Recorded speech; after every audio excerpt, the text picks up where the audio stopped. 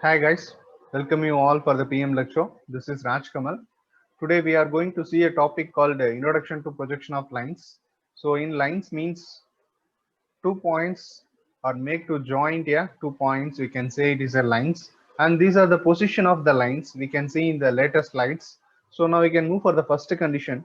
The first condition is a line perpendicular to HP and parallel to VP, and this is the symbol for parallel. You can see the pictorial representation and orthorhombic pattern, and this is the VP plane. We can say it is a vertical plane, and this is the horizontal plane. We can say it is HP plane. Now you can draw the condition of the line. The line is perpendicular to HP and parallel to VP. So this is the line. See, the line is perpendicular to HP and parallel to VP. So we can give the name for this line A and B. Now you can visualize the line from the front view. So in the front view, we can able to project it on the vertical plane. We can mark the 2 points in the both ends and draw the projection. It will be look like a line. If I see the line, it will be projected in the VP plane and it look like a line. Now I can see from the top view and give the name for this first. It's a front view, so we can put it in the A dash and B dash. Now I can see from the top view.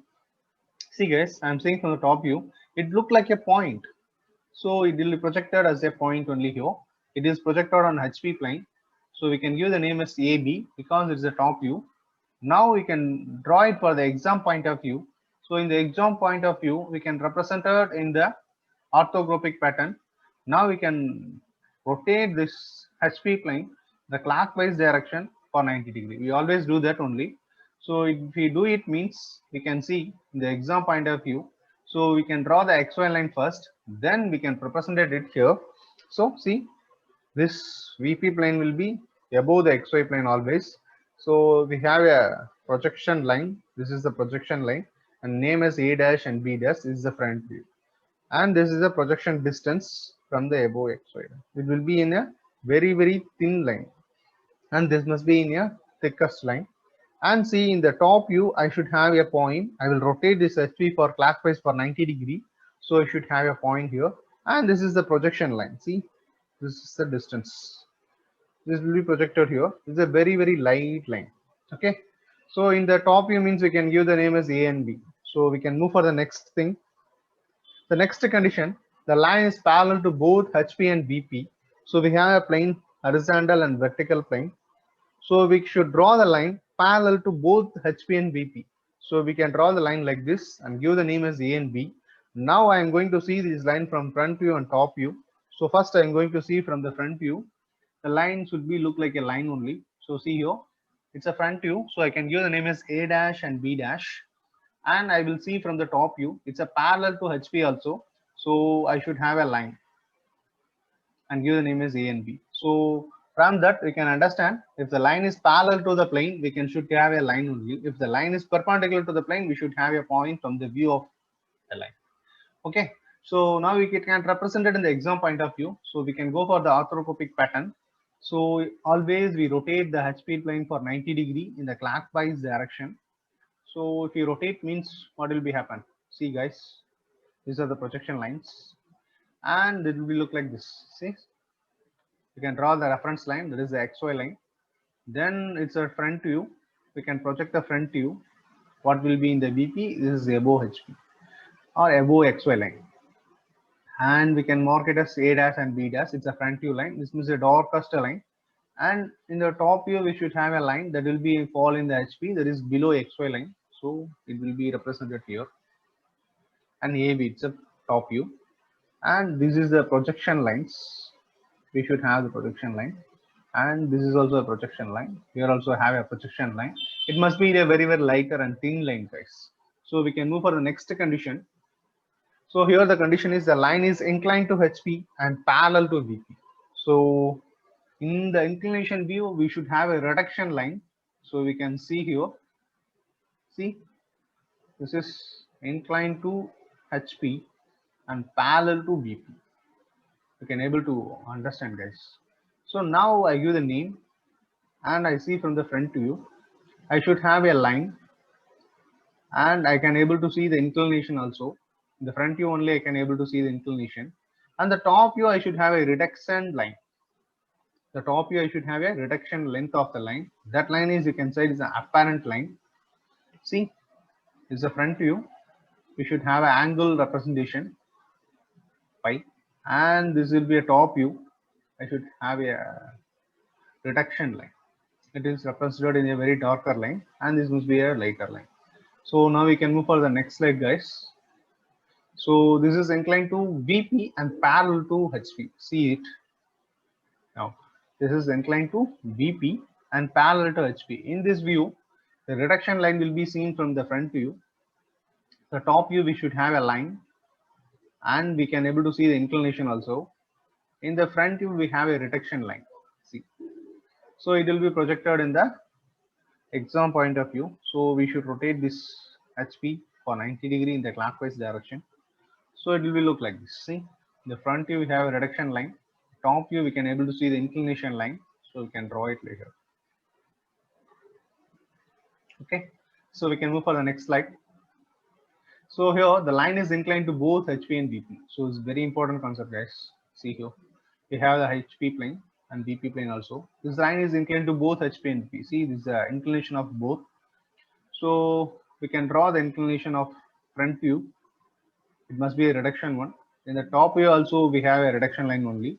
So the front view angle we can represent it as a alpha, and the top view angle we can represent it as a beta. So it will be projected here like this. So always we rotate the HP plane only for 90 degree in the clockwise direction.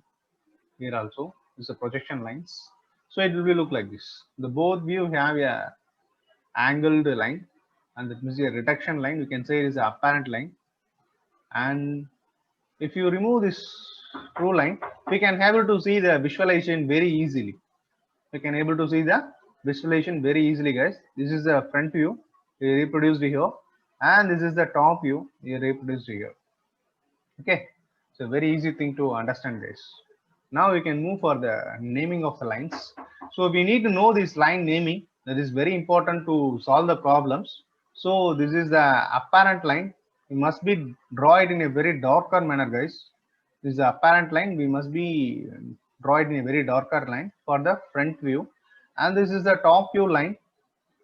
So we need to draw it in a darker manner for this also, and name it as AB for the top view, and the front view we can name it as A dash and B dash. And this is the true line, is the actual length of the line. So this is we can draw it in a very lighter manner also, no problem. And we can make an angle for this is theta, and this is the top view true length, and we can make an angle for is pi. And this is a reduction line. Already I said it is the apparent line. This is the angle as alpha, and this top view apparent line we can make an angle as beta. And one more thing, guys, this is the length of the top view, and this is the length of the front view.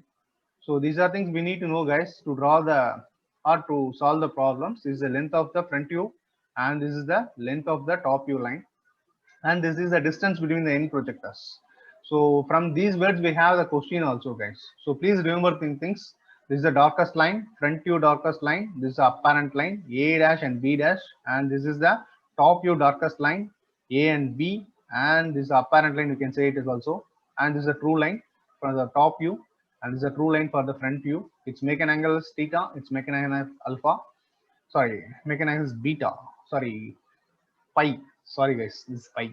And this is the angle for the apparent of top view. We can say it as beta, and for the front view apparent length angle is alpha. You can say it as, and this is the length of the top view, and this is the length of the front view, and this is the end projectors.